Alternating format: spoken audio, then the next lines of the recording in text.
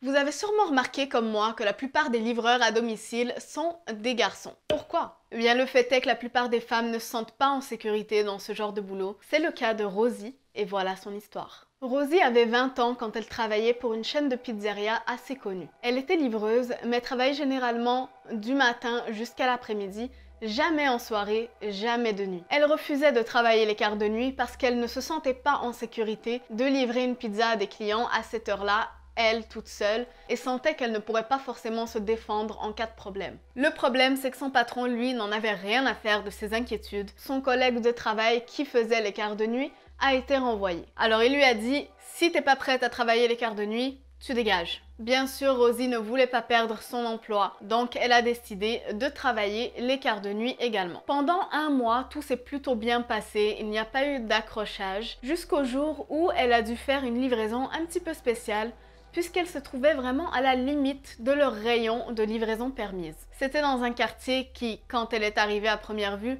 semblait plutôt banal.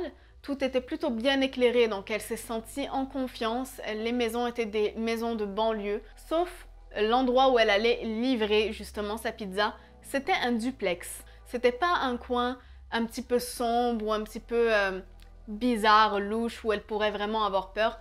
Tout semblait plutôt banal, normal, quelqu'un a commandé une pizza et puis c'est tout. Donc elle arrive à l'adresse et cogne à la porte. C'est un homme d'une quarantaine d'années qui lui ouvre. Il est plutôt grand, plutôt mince et semble un petit peu fatigué, un peu perdu, avec les yeux rouges. En même temps, c'est le quart de nuit, donc on peut comprendre qu'à cette heure-là, les gens en général ne sont pas dans leur plus grande forme. La réaction de l'homme en la voyant est très étrange, puisqu'il se fige un moment et la fixe du regard. Elle est un petit peu surprise par sa réaction et lui dit « Monsieur, est-ce que vous allez bien? » Il semble se réveiller d'un seul coup et dit Oui, désolé, c'était une longue journée de travail, je viens de rentrer, je suis juste très fatigué. » Elle se dit évidemment, c'est normal, c'est compréhensible. Donc elle lui donne sa pizza, il la paye, et pendant qu'elle est en train de faire la monnaie pour lui rendre, il lui dit « Tu es vraiment magnifique, tu le sais ça? » Moi, honnêtement, j'aurais pas apprécié qu'un client me parle comme ça. C'est un contexte professionnel, c'est pas approprié de dire quelque chose comme ça pour moi. Mais elle, apparemment, ça l'a pas trop dérangée. Elle a juste dit merci pour le compliment. Elle est simplement retournée dans sa voiture et a continué ses livraisons de la soirée. Quelques jours plus tard, elle reçoit une demande de livraison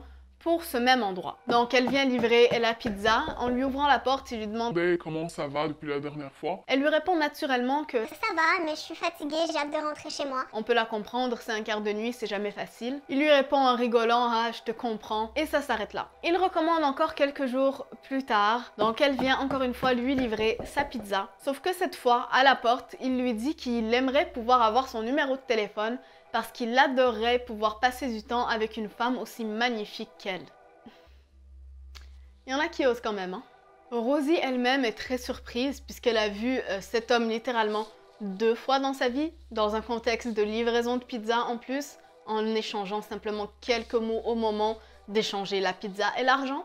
Donc pour elle, c'est évidemment pas normal. De plus, il y a un détail qui la perturbe encore plus qu'autre chose, c'est le fait que même si Rosie a 20 ans, plusieurs personnes dans sa vie autour d'elle lui répètent constamment qu'elle a l'air d'une jeune fille de 15 ans. Donc elle fait beaucoup plus jeune que son âge en pensant que cet homme-là de 40 ans a été intéressé par elle et a voulu avoir son numéro pour passer du temps avec elle. Elle s'est sentie encore plus mal à l'aise. Elle espérait en tout cas qu'il ne l'ait pas pris pour une jeune fille de 15-16 ans parce que sinon ça aurait rendu les choses encore plus étranges. Donc Rosie était mal à l'aise de la situation, elle a pu simplement lui répondre d'un air gêné. J'ai un copain, désolé. Il est resté un peu stoïque en disant simplement d'un air déçu. Ah, ok. Le reste de l'échange est plutôt awkward tandis qu'elle lui rend sa monnaie. Elle retourne donc dans sa voiture pour continuer ses livraisons. Elle remarque qu'il reste à l'extérieur de la maison en train de l'observer par la porte jusqu'à ce qu'elle démarre sa voiture et parte. Rosie était un peu perturbée par cet événement, donc elle en a parlé autour d'elle à ses collègues de travail. Elle est rentrée en étant un peu, un petit peu mal à l'aise de ce qui venait de se passer, puisqu'elle s'est sentie qu'elle n'aurait pas dû subir ce genre de choses dans l'exercice de ses fonctions de travail. Malheureusement, étant une femme à l'heure d'aujourd'hui, je peux attester que c'est des choses qui arrivent constamment, que ce soit nous dans notre milieu professionnel ou que ce soit en prenant un service de quelqu'un censé être professionnel. les limites du professionnalisme ne sont souvent pas respectées envers les femmes malheureusement. Donc Rosie racontait son expérience à ses collègues de travail et son patron passant par là a entendu l'histoire. Elle l'a accusé d'inventer ça pour attirer la sympathie et l'attention et que quelqu'un d'autre se propose de faire son quart de travail à sa place. Vous imaginez un peu, vous vivez ce genre d'expérience et votre patron non seulement ne vous croit pas, mais vous accuse de faire semblant pour que quelqu'un d'autre prenne votre travail à votre place en fait. Donc une femme qui subit un comportement inapproprié de la part d'un client, aux yeux de ce patron-là, ce n'était pas quelque chose de grave. C'est malheureux en fait de voir la société dans laquelle on vit aujourd'hui. Mais ce n'est pas la fin de l'histoire, loin de là. Quelques semaines plus tard, elle reçoit encore une fois une demande de livraison à cette même adresse. Donc elle s'y rend, toujours un peu mal à l'aise de l'histoire, mais ayant mis ça un petit peu à l'arrière de sa tête. Elle s'approche du duplex où vit cet homme et elle remarque qu'aucune lumière ne semble être allumée chez lui. Elle s'apprête néanmoins à aller cogner à la porte, mais juste quand elle s'apprêtait à le faire, la porte s'ouvre brusquement et révèle cet homme. Elle sursaute et recule.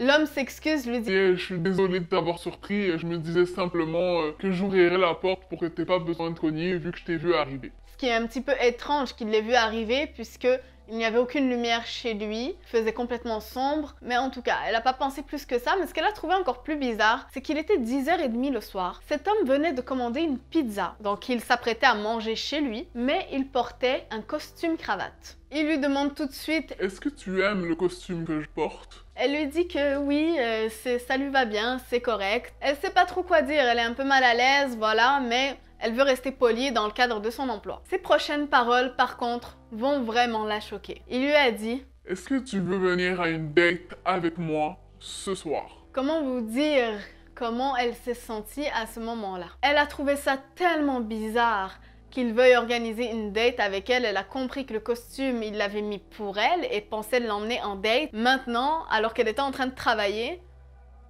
bon. Elle lui a répété encore une fois qu'elle avait un petit copain, mais ce qu'il lui a répondu lui a fait froid dans le dos. Il lui a dit « Il n'y a pas moyen qu'une fille de ton âge soit dans une relation sérieuse. Viens avec moi, ma belle, je vais te montrer ce qu'un vrai homme peut faire. » Ok, donc laissez-moi vous remettre un petit peu dans le contexte de la situation. C'est une jeune femme d'une vingtaine d'années qui n'est pas maîtresse de karaté et qui n'a pas des skills de kung-fu pour pouvoir se défendre. Elle est là, toute seule, en train de livrer une pizza dans le noir à 10h30 devant un mec visiblement très louche et visiblement très flippant. Alors non seulement cet homme est flippant par son comportement, mais il s'apprête à devenir dangereux puisqu'il attrape sa pizza, la jette derrière lui et lui attrape le bras très fermement et très durement. Rosie était terrifiée. Elle a commencé à le supplier, à lui dire « Mec, s'il te plaît, je veux juste rentrer chez moi. J'ai livré la pizza, c'est tout. Je veux pas aller en date. Je veux juste rentrer chez moi. Laisse-moi partir. » Elle essaye de retirer son bras de sa prise, mais il est vraiment très fort en fait. Il lui a littéralement dit « Je m'en fous. Rentre à l'intérieur de la maison tout de suite. On va passer un bon moment ensemble. » Rosie essaye toujours de se débattre et de se retirer de sa prise. Lui, il passe sa deuxième main dans sa poche et elle a peur qu'il sorte un couteau en fait pour la maîtriser encore mieux. Et jusqu'à ce jour, elle se remercie du réflexe qu'elle a eu à ce moment-là, puisqu'instinctivement, de sa main libre, elle lui a donné un de ses coups de poing dans le ventre qui a permis de le déstabiliser et de lui faire lâcher sa prise juste assez pour qu'elle puisse enfin se retirer et courir jusqu'à sa voiture. Vous savez ce genre de scène dans les films où la fille justement court jusqu'à sa voiture et réussit à la dernière minute à s'enfermer dedans jusqu'avant que le psychopathe arrive à l'atteindre? Eh bien c'était un peu comme ça, sauf que Rosie n'a pas réussi à s'enfermer dans la voiture avant qu'il ne l'atteigne. Elle avait tout juste ouvert la portière quand il l'a atteint et a essayé de la tirer encore une fois vers lui. Elle s'est débattue tant bien que mal et a réussi à atteindre une bouteille de boisson gazeuse à moitié vide qui traînait dans sa voiture et à lui balancer en pleine tête. Il s'est légèrement assommé et elle a réussi à refermer la portière et à verrouiller la voiture. Lui est complètement sorti de ses gonds. Il a commencé à attaquer la voiture avec le couteau qu'il avait sorti. Donc Rosie avait bel et bien raison. Il s'apprêtait à attraper un couteau dans sa poche. Donc il a commencé à rayer la voiture, à cogner sur le capot de la voiture, à essayer de briser la fenêtre. Mais elle très rapidement a réussi en fait à s'échapper de cette place de parking. Elle a fait marche arrière puis tout de suite marche avant. et a tracé sa route. Vous pouvez imaginer l'état dans lequel elle est rentrée à son restaurant. Elle était complètement flippée, elle avait des bleus et des griffures à l'endroit où il l'attrapait très fort sur le bras, où il a essayé également de la retenir quand elle allait rentrer dans sa voiture. Donc elle est arrivée en tremblant, en pleurant. Elle a raconté tout ce qui s'est passé aux gens. Pour une fois, eh bien, son patron n'a plus rien eu à dire, il a dû la croire. Elle a pris quelques jours de congé après ça et n'a plus travaillé le quart de nuit. Ils ont appelé la police et fait une investigation. Quelques jours plus tard, elle reçoit un appel de la police pour lui donner des nouvelles de l'affaire. Ils lui ont expliqué que quand ils sont allés voir le logement, ils ont vu que cette personne n'était plus là, le logement était vide.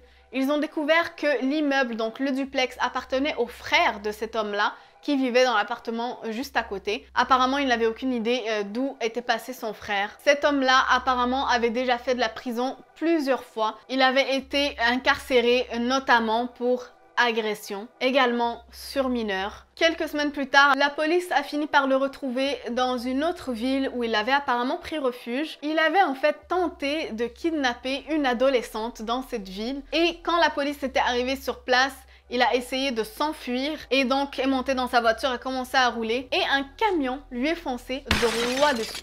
Karma. Donc Rosie, qui avait toujours cette angoisse de voir cet homme réapparaître et essayer de lui faire quelque chose, de chercher après elle, a été enfin soulagée de penser que cet individu-là n'est plus sur Terre et qu'elle n'a plus rien à craindre. Dites-moi en commentaire si cette histoire vous a rendu, comme moi, un petit peu parano sur les jobs de livraison. Moi, ça m'a bien fait flipper, en tout cas, quand j'ai lu ça. J'étais vraiment horrifiée pour cette jeune femme. Heureusement, tout va bien pour elle aujourd'hui, même si ça reste une expérience vraiment traumatisante. Mais voilà. Si vous avez aimé la vidéo, likez-la et partagez-la, ça me fait toujours plaisir. Abonnez-vous également si ce n'est pas déjà fait en activant la petite cloche des notifications pour voir toujours plus d'histoires, que ce soit paranormales, effrayantes ou touchant toutes choses mystérieuses de la vie. Souvenez-vous mes étoiles, le plus important c'est toujours d'être bienveillant dans ce monde malgré le mal qu'on peut rencontrer. Et n'oubliez pas, continuez de briller de mille feux.